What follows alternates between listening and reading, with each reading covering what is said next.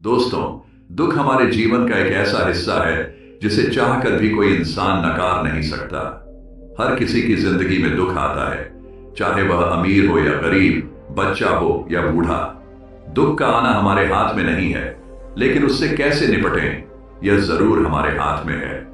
अक्सर हम सोचते हैं, आखिर जीवन में दुख क्यों आता है, इसका सामना कैसे करें। इस वीडियो में हम आपको एक प्रेरणादायक कहानी के माध्यम से समझाने की कोशिश करेंगे कि हर दुख के पीछे एक सीख, एक अनुभव और एक नई दिशा छुपी होती है। तो आइए इस यात्रा को शुरू करते हैं। दोस्तों, बहुत पुरानी बात है। चांदपुर नाम के एक राज्य में पुरुषोत्तम नाम का नगर में एक सेठ रहता था। उस सेठ के पास बहुत संपत्ति थी। उस सेठ का नाम उस नगर में काफी मशहूर था। सेठ पुरुषोत्तम की केवल एक ही संतान थी और वह थी उसकी बेटी रूपाली। पुरुषोत्तम की बेटी अब जवान हो चुकी थी और वह चाहता था कि अपनी बेटी की शादी जल्द से जल्द करवा दे, क्योंकि पुरुषोत्तम दास को यह अंदेशा था कि वह अब बूढ़ा हो चला है। लेकिन जब भी वह अपनी बेटी से शादी की बात करता तो उसकी बेटी यह कहकर टाल देती कि पिताजी, मैं आपकी सेवा करना चाहती हूं। और फिर एक दिन सेठ पुरुषोत्तम दास ने अपनी बेटी को समझा बुझाकर उसकी शादी दूसरे नगर के एक बहुत ही बड़े व्यापारी के साथ कर दी, जिसका नाम कैलाश कुमार था। बेटी घर से विदा हो गई तो सेठ पुरुषोत्तम दास ने भी चैन की सांस ली। अपनी वृद्धावस्था के कारण सेठ पुरुषोत्तम दास की मृत्यु हो गई। रूपाली को इस बात का बहुत ही दुख था। एक दिन की बात है, रूपाली का पति जो एक बहुत ही बड़ा व्यापारी था, उसने रूपाली से कहा, मेरी प्यारी पत्नी, मैं अपने व्यापार को दूर दूर के कई देशों तक फैलाना चाहता हूं और इसके लिए मुझे एक लंबे सफर पर निकलना होगा। लेकिन तुम बिल्कुल भी चिंता मत करना। मेरे पीछे से मेरा छोटा भाई सज्जन कुमार तुम्हारा पूरा ध्यान रखेगा। और फिर कैलाश कुमार रूपाली से विदा लेकर अपने व्यापार को बढ़ाने के लिए दूसरे देशों के सफर पर निकल पड़ा। उसका भाई सज्जन कुमार, जो केवल नाम का ही सज्जन था, क्योंकि उसकी नीयत अपनी भाभी रूपाली के लिए अच्छी नहीं थी। भाई के जाने के बाद कुछ दिनों तक तो उसने अपनी भाभी का पूरा ख्याल रखा, लेकिन धीरे धीरे उसके व्यवहार में बदलाव आने लगा। वह जब कभी भी अपनी भाभी को अकेला पाता तो उससे कहता कि तुम अब बड़े भाई को भूल जाओ और मेरी हो जाओ। लेकिन रूपाली ऐसी नहीं थी। उसने नौकरों से कहकर अपने देवर सज्जन कुमार का हवेली में आना बंद करवा दिया। तब सज्जन कुमार ने अपने इस अपमान का बदला लेने के लिए एक योजना बनाई। उसने रूपाली के ही घर में काम करने वाली एक नौकरानी की सहायता से रूपाली की अंगूठी, जो रूपाली को उसके पति कैलाश कुमार ने शादी के दिन पहनाई थी, वह अंगूठी उसने चोरी करवा ली। सज्जन कुमार ने वह अंगूठी एक नौकर को दी और उससे कहा कि तुम यह अंगूठी लेकर राज दरबार में जाओ और कहो कि तुम्हें यह अंगूठी रूपाली ने दी है और वह तुमसे प्यार करती है। असल बात यह थी कि उस जमाने में किसी भी औरत के द्वारा अपनी शादी पर दी गई अंगूठी को किसी गैर मर्द को देना एक बहुत ही बुरी बात मानी जाती थी।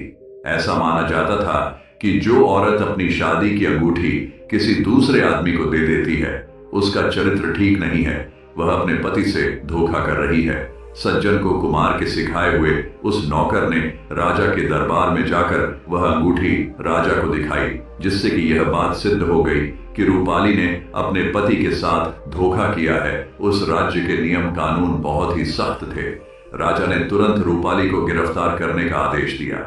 रूपाली ने अपनी बेगुनाही के लिए बहुत ही प्रार्थना की, परंतु किसी ने भी उसकी एक न सुनी और रूपाली को उसी समय देश निकाल देने की सजा दे दी गई। राजा के सिपाही रूपाली ली को पकड़कर राज्य के बाहर एक घने जंगल में छोड़ आए। अंधेरा हो चुका था। रूपाली पूरे दिन की भूखी प्यासी थी। वह जंगल में एक पेड़ के नीचे बैठ गई। भय, बेचैनी और भूख प्यास के कारण वह बेहोश हो गई। ठीक उसी समय एक डाकू घोड़े पर सवार वहां से गुजर रहा था।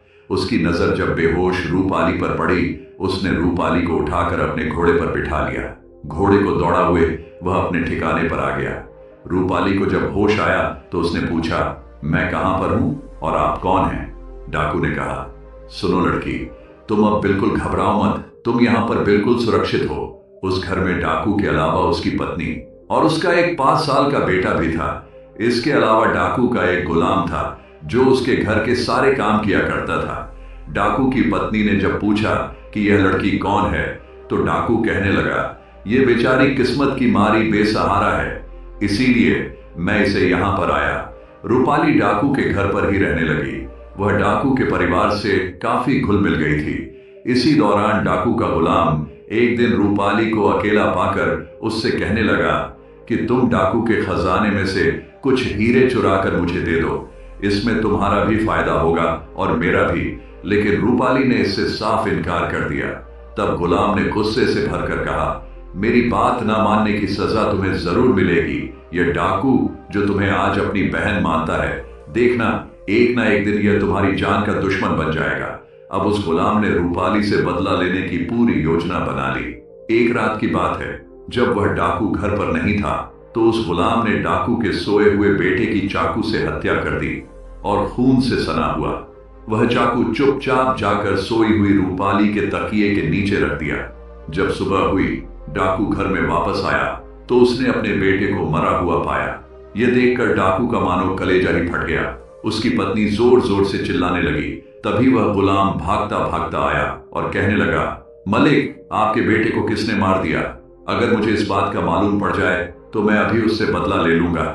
मैं उस हत्यारे को जिंदा नहीं छोड़ूंगा। और फिर जमीन पर पड़े हुए खून के छींटे को देखकर वह कहने लगा, देखिए मालिक, यह खून के छींटे किस तरफ जा रहे हैं। और फिर वह खून की छींट का पीछा करते हुए डाकू को रूपाली के कमरे में ले आया।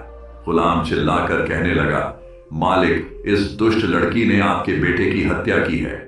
रूपाली के बिस्तर की तलाशी ली गई तो खून से सना हुआ चाकू उसके तकिए के नीचे से बरामद हुआ। अब वह गुलाम चिल्ला चिल्ला कर कहने लगा, मैं अभी इस लड़की को मौत के घाट उतार दूंगा। डाकू ने इशारे से उसे रोका और रूपाली से पूछा कि तुमने मेरे बेटे को क्यों मारा? तब रूपाली कहने लगी, ईश्वर जानता है कि मैं बेकसूर हूं। मैंने आपके बेटे को नहीं मारा। भला मैं आपके बेटे को क्यों मारूंगी? आपने मुश्किल समय में मेरी सहायता की है, मैं आपके साथ ऐसा क्यों करूंगी? रूपाली की बातें सुनकर डाकू को भी इस बात का विश्वास हो गया था कि रूपाली उसके बेटे को नहीं मार सकती। लेकिन डाकू की पत्नी कहने लगी कि अब जो भी हो, यह लड़की मेरी आंखों के सामने नहीं रह सकती, वरना मैं जीते जी मर जाऊंगी। तब डाकू ने रूपाली से कहा, देखो बहन, एक बार तो मैं यह मान सकता हूं कि तुमने मेरे बेटे को नहीं मारा, लेकिन अब तुम इस घर में नहीं रह सकती, तुम्हें इस घर से जाना होगा। और फिर डाकू ने 400 अशर्फियां से भरी हुई एक थैली रूपाली को देते हुए कहा कि तुम यह धन अपने पास रख लो, यह तुम्हारे बहुत ही काम आएगा। रूपाली कहने लगी, मुझे धन की कोई आवश्यकता नहीं है, मैंने अपने पिता के घर में बहुत सा धन देखा है। पर डाकू कहने लगा, नहीं बहन, किसी भी बुरे समय में यह तुम्हारे काम आएगा, इसीलिए तुम इसे रख लो।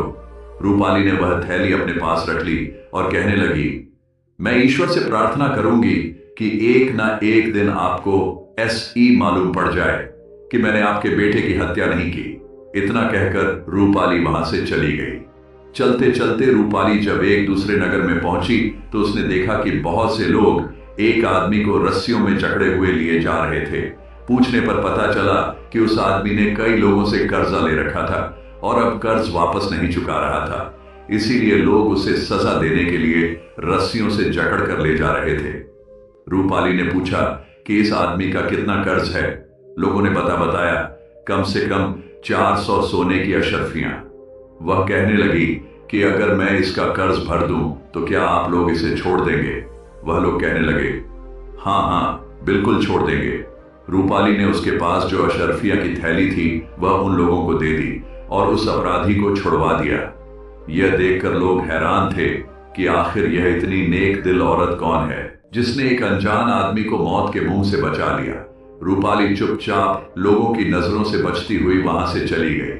अभी वह कुछ दूर ही पहुंची थी कि वह अपराधी जिसे रूपाली ने बचाया था दौड़ता हुआ रूपाली के पास आ पहुंचा। रूपाली को लगा कि शायद वह उसका धन्यवाद करने के लिए आया है। वह रूपाली के पास आकर कहने लगा, क्या तुम्हारे पास और भी दौलत है? तुम मुझे दे दो, मुझे दौलत की बहुत आवश्यकता है। वह रूपाली पर झपट लगा। यह देखकर रूपाली घबरा गई और जल्दी भागने लगी। भागते भागते वह काफी दूर निकल आई और फिर थक कर एक पेड़ के नीचे बैठ गई। इधर वह आदमी उसका पीछा करता हुआ आ रहा था।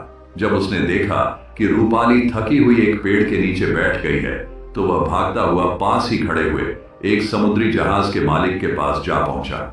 उसने रूपाली की तरफ इशारा करते हुए जहाज के मालिक से कहा, हुजूर, वह जो सामने लड़की बैठी है वह मेरी नौकरानी है, जिसे मैंने 400 अशरफियां में खरीदा था। अगर आप मुझे 400 अशरफियां दे देंगे तो मैं उसे आपके हवाले कर सकता हूं। उस व्यापारी ने जब रूपाली की सुंदरता देखी तो उस पर मोहित हो गया।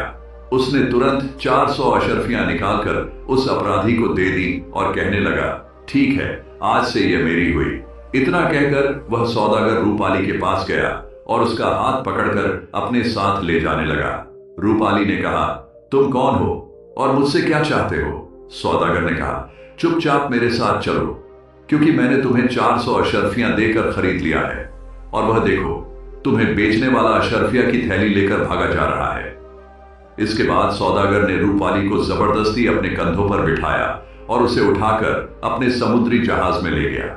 सौदागर ने रूपाली को जबरदस्ती समुद्री जहाज की एक कोठरी में बंद कर दिया। वह चाहता था कि रूपाली उससे शादी कर ले, परंतु रूपाली इसके लिए तैयार नहीं थी। उसी रात अचानक समुद्र में एक भयानक तूफान आ गया। तूफान के कारण समुद्री जहाज पानी में डूब गया। न रूपाली एक लकड़ी के तख्ते पर तैरती हुई एक किनारे पर जाने लगी, दूसरी तरफ वह सौदागर भी एक लकड़ी के तख्ते को पकड़े हुए किसी दूसरे देश में जा पहुंचा। रूपाली को जब होश आया तो वह एक साधु की कुटिया में थी। असल में एक वृद्ध साधु रूपाली को वहां से उठाकर अपनी कुटिया में ले आया था। रूपाली साधु के साथ ही रहने लगी और वहीं पर अपना जीवन गुजारने लगी। साधु की कुटिया जंगल में थी, लेकिन कई लोग उस साधु महाराज के दर्शन के लिए आते थे। असल में साधु महाराज के पास एक कमंडल था। साधु उस कमंडल में जल भरकर अपने पास रखते। जो भी लोग अपनी दुख तकलीफ और रोग लेकर साधु के पास आते, साधु उस कमंडल का जल उन पर छिड़क और अपना आशीर्वाद देकर उन्हें बिल्कुल ठीक कर देते। इसीलिए अक्सर लोग साधु के पास आया करते थे। दिन गुजरे, वृद्ध साधु को अब इस बात का अंदेशा हुआ कि उसकी मौत अब निश्चित है, तो उसने रूपाली को वह कमंडल देते हुए कहा, बेटी, मेरी मृत्यु के बाद यह कमंडल तुम अपने पास रखना। मैंने यह कमंडल अपनी तपस्या से प्राप्त किया है। अब इस कमंडल के द्वारा तुम लोगों के दुख दर्द और उनकी बीमारियां ठीक करोगी। इस कमंडल में जल भरकर तुम जब लोगों पर छिड़कोगी तो उनकी बीमारियां दूर हो जाएंगी, लेकिन तुम्हें इसका उपयोग सिर्फ परोपकार की भावना से ही करना है, अपने स्वार्थ के लिए नहीं। रूपाली ने कहा, ठीक है बाबा, मैं आपको वचन दे, मैं ऐसा ही करूंगी। कुछ दिन बाद साधु महाराज की मृत्यु हो गई तो रूपाली ने वह कमंडल अपने पास रख लिया और रूपाली उस जंगल को छोड़कर आगे चल दी। सफर तय करते हुए रूपाली अब एक ऐसे देश में जा पहुंची जहां पर सिर्फ औरतों का ही साम्राज्य था। उस देश की बागडोर एक रानी के हाथ में थी और वहां पर सिर्फ औरतें ही रहती थीं। किसी भी पुरुष के वहां पर आने पर पाबंदी थी। जब रूपाली वहां पर पहुंची तो उसके दुख और तकलीफों के बारे में सुनकर वहां की औरतों ने उसे अपने यहां रहने की अनुमति दे दी। रूपाली वहीं पर रहने लगी और साधु बाबा के द्वारा दिए गए कमंडल से लोगों की सहायता करने लगी। वहां की प्रजा के दुख दर्द और बीमारियों को दूर करने लगी। जब वहां की रानी को इस बारे में पता चला तो उसने रूपाली को अपने महल में बुलाया और कहा, बेटी, तुम जैसी नेक दिल औरत की जगह इस महल में है, तुम महल में आकर रहो और लोगों के दुख दर्द और उनकी बीमारियां दूर करो। रूपाली अबरा के महल में रहने लगी थी। समय बीतने के साथ साथ रानी की वृद्ध अवस्था हो चुकी थी। उसने रूपाली को अपना उत्तराधिकारी घोषित कर दिया और यह घोषणा कर दी कि रानी की मृत्यु के बाद रूपाली ही इस देश की नई रानी बनेगी। कुछ समय के बाद जब रानी की मृत्यु हो गई तो सभी की सहमति से रूपाली को उस देश की रानी बना दिया गया। रूपाली की ख्याति अब दूसरे देशों में भी फैलने लगी कि वह लोगों के दुख दर्द और उनकी बीमारियों को ठीक कर देती है। अब आसपास के देशों से भी कई लोग रूपाली के पास अपनी बीमारियों का इलाज करवाने के लिए आने लगे। बदले में वह रूपाली को ढेरों आशीर्वाद और दुआएं देकर जाते। अब इस देश में दूसरे देशों से पुरुष आ सकते थे, लेकिन सिर्फ अपना इलाज करवाने के लिए और इलाज के बाद न को वहां से वापस जाना पड़ता था। एक दिन की बात है, रूपाली को खबर मिली कि वहां की एक सराय में 6 मुसाफिर आकर रुके हैं। अगले दिन वह 6 मुसाफिर जब राजमहल में पहुंचे, तब रूपाली ने अपने कमरे की खिड़की से उन 6 मुसाफिरों को देखा। रूपाली उन 6 आदमियों को पहचान गई थी। इसीलिए रूपाली ने यह फैसला किया कि जब वह उन 6 आदमियों को अपने पास इलाज के लिए बुलाएगी तो वह अपना चेहरा नकाब से ढककर रखेगी। उन 6 मुसाफिरों को रूपाली के दरबार में पेश किया गया। रूपाली ने अपना चेहरा एक नकाब से ढक लिया और उन आदमियों से उनकी तकलीफ के बारे में पूछा। सबसे पहले 2 आदमी बढ़कर आए, जिनमें से एक कहने लगा, रानी साहिबा, मैं अपने छोटे भाई का इलाज करवाने के लिए आया हूं। मेरा छोटा भाई अंधा हो चुका है। असल बात यह है कि मैं एक व्यापारी हूं और जब मैं व्यापार के सिलसिले में दूसरे देश की यात्रा पर गया था तो पीछे से मेरी पत्नी की देखभाल का जिम्मा मैंने अपने छोटे भाई को दे दिया था, लेकिन मेरी पत्नी बेवफा निकली और मुझे छोड़कर चली गई। इसी दुख में मेरा भाई रो रो कर अंधा हो गया। रूपाली समझ गई कि यह व्यापारी उसका पति है और यह अंधा आदमी वही सज्जन कुमार है। रूपाली ने कहा, व्यापारी, क्या तुम्हें इस बात का पक्का विश्वास है कि तुम्हारी पत्नी ने तुम्हारे साथ धोखा किया था?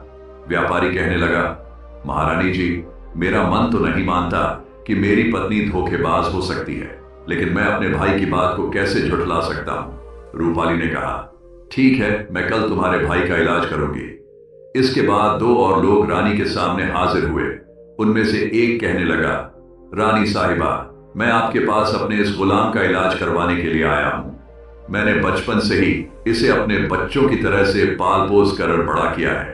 रूपाली ने पहचान लिया कि यह आदमी वही डाकू है और उसके साथ जो रोगी है वह वही गुलाम है जिसने रूपाली पर हत्या का झूठा इल्जाम लगवाया था। रूपाली ने कहा, अच्छा ठीक है, तुम्हारा इलाज भी कल किया जाएगा। अब अगले मुसाफिर ने उठकर कहा, महाराज जी, मुझे कोढ़ी का रोग हो गया है, कृपया ईश्वर से प्रार्थना कीजिए कि मैं ठीक हो जाऊं। मैंने बहुत सोचा और फिर मुझे याद आया कि मैंने एक ऐसा पाप किया था कि एक खूबसूरत लड़की जिसे मैंने खरीदा था उसके साथ मैंने बहुत ही बुरा बर्ताव किया था। लगता है उसी पाप की सजा मुझे मिली है। तब वहां पर पहुंचे हुए आखिरी मुसाफिर ने कहा, भाई, एक नेक दिल और शरीफ औरत को नौकरानी बताकर मैंने ही तुम्हें बेचा था। मेरा अपराध तो तुमसे भी ज्यादा खतरनाक है, क्योंकि उस नेक दिल औरत ने मेरी जान बचाई थी और शायद इसी की सजा मुझे मिल रही है कि मेरे दोनों हाथ अपाहिज हो चुके हैं। रानी पहचान गई कि यह वही बदमाश है जिसकी जान उसने बचाई थी और उसके साथ खड़ा वह आदमी वही व्यापारी है जिसके समुद्री जहाज पर वह बंदी बनकर रही थी। सारी बातें सुनने के बाद रूपाली ने कहा, आज तुम सभी लोग जा सकते हो और आराम करो। कल इसी वक्त राजमहल में आना। अगर यह अंधा और कोढ़ी अपनी अपनी सच्चाई बता तो मैं इन्हें भी रोग मुक्त कर दूंगी, लेकिन अगर दोनों झूठ बोलेंगे तो उन्हें सजा दी जाएगी। असल बात यह है कि मैं तुम सभी लोगों को पहचानती हूं। जिन लोगों ने सब कुछ सच सच बता दिया है उनके लिए मैं आज ही ईश्वर से प्रार्थना करूंगी। इसके बाद सभी मुसाफिर सराय में वापस आ गए। जिन्होंने सच सच बोल दिया था वे तो खुश थे और अपने रोग से मुक्त हो जाने का उन्हें पक्का विश्वास था, मगर अंधा और कोढ़ी दोनों को ऐसा मालूम होता था कि वह अंगारों पर लौट रहे हैं। वे दोनों दुविधा में फंस चुके थे। अगर सच कह देंगे तो उनकी पोल खुल जाएगी और झूठ कहेंगे तो रानी उन्हें सजा देगी। दूसरे दिन जब वे दरबार में पहुंचे तो सबसे पहले अंधे ने आगे बढ़कर अपना अपराध स्वीकार करते हुए कहा, रानी साहिबा, मेरे भाई की पत्नी यानी मेरी भाभी बिल्कुल बेगुनाह थी और मैंने ही साजिश करके अपनी भाभी को फंसाया था और उसके बाद उसने सारी बात सच सच बता दी। अभी उसकी बात खत्म नहीं हुई थी कि उसका भाई उस पर हमला करने के लिए दौड़ा और कहने लगा, रानी साहिबा, मैं तो कहता हूं कि इस अंधे को ठीक करने की बजाय इसके हाथ पैर भी कटवा दिए जाए, मुझ पर और मेरी बेगुनाह पत्नी पर। इसने जो अत्याचार किए हैं उसकी सजा इसे मिलनी ही चाहिए। इसी तरह जब डाकू के गुलाम ने रूपाली की बेगुनाही की बात कही और अपनी बेईमानी की बात स्वीकार की तो डाकू की आंखों में खून उतर आया। वह अपने गुलाम की तरफ दौड़ा और कहने लगा, ऐसे गद्दार का तो गला घोंट देना चाहिए। लेकिन रानी के आदेश पर सबको रोक दिया गया। रानी ने कहा, क्योंकि अब सब लोग अपना अपना अपराध स्वीकार कर चुके हैं, इसीलिए मैं सभी लोगों की बीमारी का इलाज करूंगी। इसके बाद रूपाली ने व्यापारी और डाकू से कहा, आप दोनों कल रात राजमहल में आए, मैं आप दोनों को दावत देना चाहती हूं। दोनों ने रानी का धन्यवाद किया और अगले दिन रात को राजमहल में दावत के लिए आ पहुंचे। रूपाली ने व्यापारी से पूछा, क्या आप चाहते हैं कि आपकी शादी हो जाए? व्यापारी ने कहा, रानी साहिबा, मैं अपनी पहली पत्नी के अलावा किसी और के बारे में सोच भी नहीं सकता। रानी ने कहा, मैं ईश्वर से प्रार्थना करूंगी कि आपको अपनी पहले वाली पत्नी मिल जाए। इसके बाद रानी ने डाकू से पूछा, क्या आप चाहते हैं कि आपको एक और बेटा मिल जाए? डाकू ने कहा, रानी साहिबा, ईश्वर के आशीर्वाद से बेटा तो मेरे घर पैदा हो चुका है। मैं तो बस इतना चाहता हूं कि उस लड़की से एक बार फिर मिल सकूं, ताकि मैं उससे अपनी गलती की माफी मांग सकूं। रानी ने कहा, ठीक है। इसके बाद रानी ने अपना नकाब हटा दिया तो व्यापारी और डाकू दोनों हैरान रह गए। व्यापारी को उसकी पत्नी वापस मिल चुकी थी और डाकू को उसकी मुंह बोली बहन। इसके बाद रानी ने उन सभी मुसाफिरों की बीमारी का इलाज कर दिया। अब वह अपने पति के साथ वापस जाना चाहती थी। उसने उस देश की बागडोर वहां की औरतों के हवाले की और खुद वह अपने पति के साथ वापस अपने घर अपने देश लौट गई। तो दोस्तों, अगर वीडियो पसंद आई हो तो लाइक और सब्सक्राइब करना नहीं भूलना। धन्यवाद। नमो।